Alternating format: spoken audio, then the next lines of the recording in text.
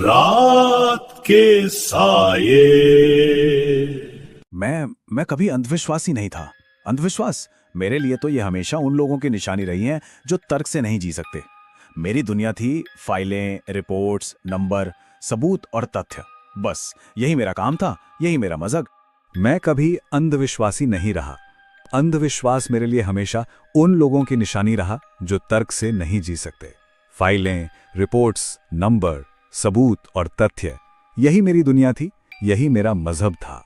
लेकिन तर्क की यह दुनिया बिखरने वाली थी और इसकी शुरुआत हुई एक मामूली से असाइनमेंट से। काम था विंध्याचल के पास एक दूर दराज के गांव में लापता मामलों का सत्यापन करना। मतलब एक रूटीन जॉब। पर जैसे ही मैंने उस गांव की सीमा में कदम रखा, एक अजीब, एक अप्राकृतिक खामोशी ने मेरा स्वागत किया। हवा में आवाज थी ही नहीं, जैसे किसी ने उसे सोख लिया।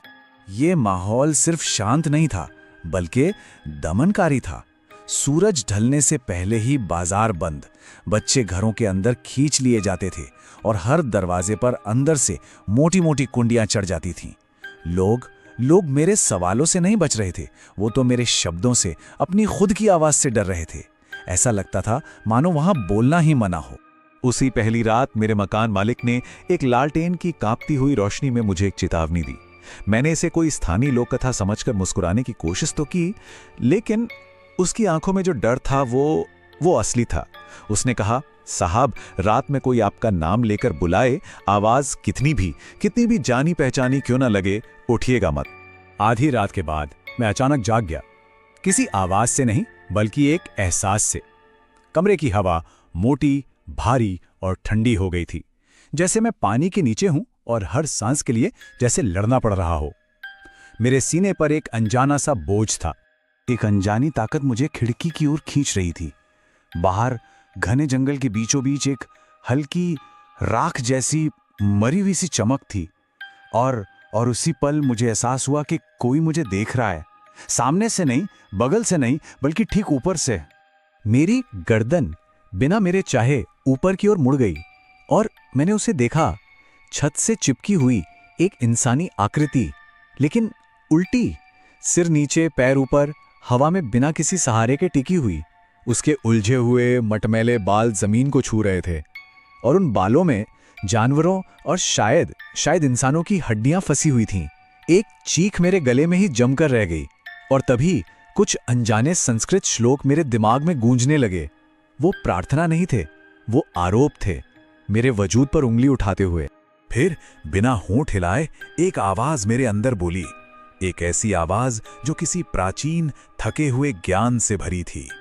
उस आवाज ने कहा, तू देखने आया है, समझने नहीं।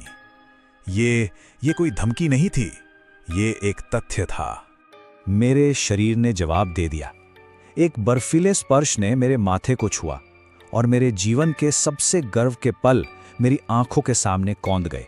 मेरी पहली रैंक, मेरी पहली पदोन्नति, हर वो बहस जो मैंने जीती थी। लेकिन अब वो सफलताएं नहीं, बल्कि मेरे अहंकार के स्मारक लग रहे थे। जब मैं जागा तो मैं गांव के शमशान घाट के बाहर पड़ा था और मेरा पूरा शरीर चिता की राख से सना हुआ। गांव के पुजारी ने मुझे उस हालत में देखा और डर के मारे पीछे हट गया। कांपते हुए उसने उस चीज का नाम बताया, ब्रह्म राक्षस।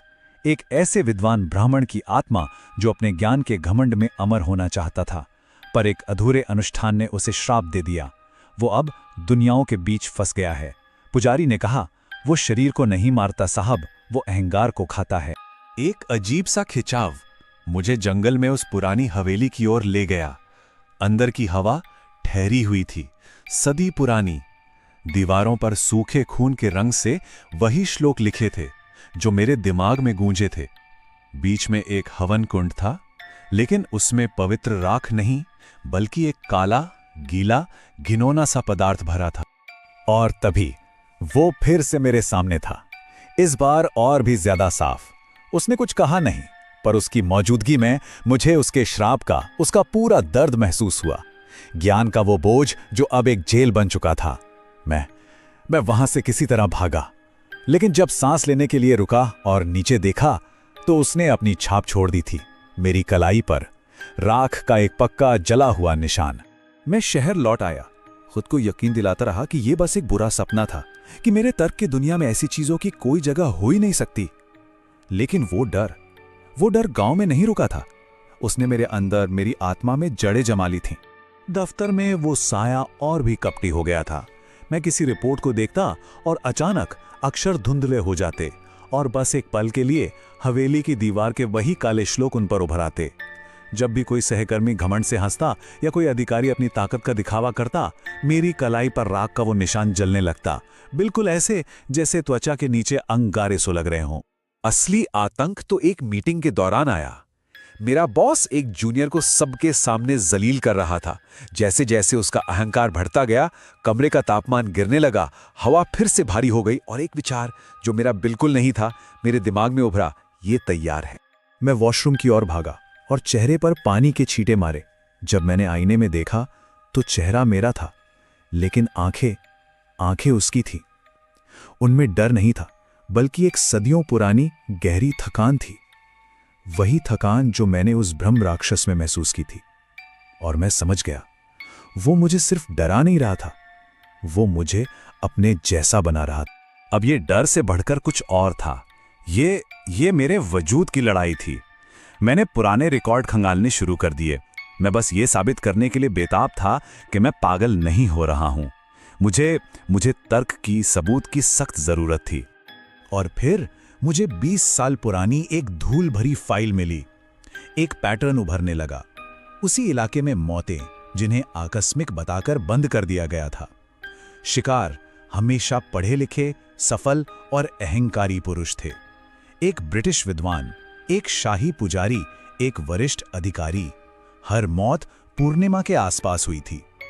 फाइल के आखिरी पन्ने ने मेरा खून जमा दिया। अगले फील्ड इंस्पेक्शन के लिए अगली पूर्णिमा को। नाम था मेरे बॉस का। पूर्णिमा से ठीक 2 दिन पहले एक अनजान नंबर से फोन आया। एक आदमी की आवाज थी, झिझकती हुई। हम मिले।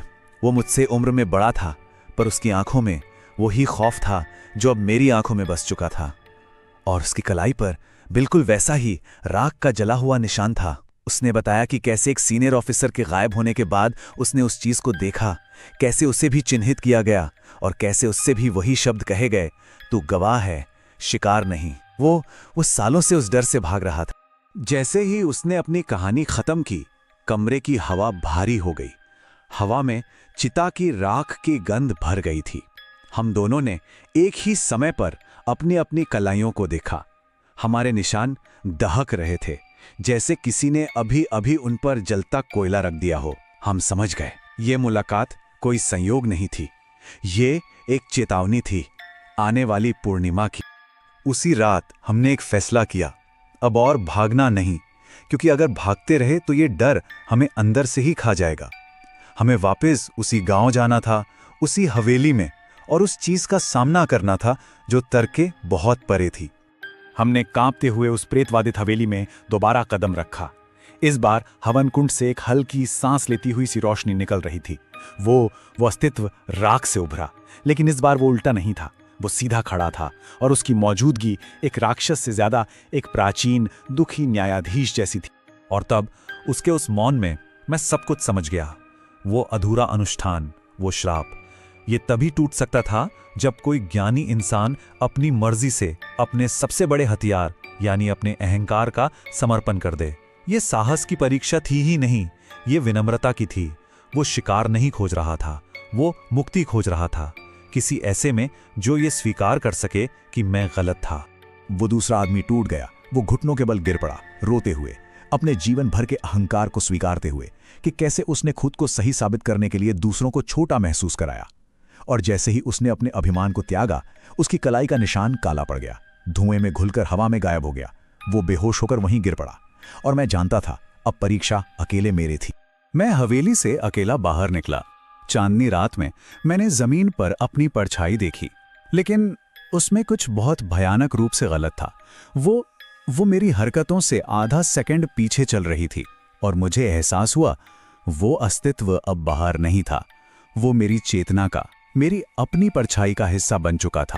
उसने मुझे एक आखिरी मूक पाठ पढ़ाया, एक ऐसा विचार जो एक ही समय में मेरा भी था और उसका भी, कि ये चक्र किसी के मरने से नहीं टूटता, ये तब टूटता है जब कोई हमेशा सही होने की जरूरत छोड़ देता है। असली श्राप वो राक्षस नहीं, बल्कि वो सूक्ष्म अभिमान है जो उसे जन्म देता है।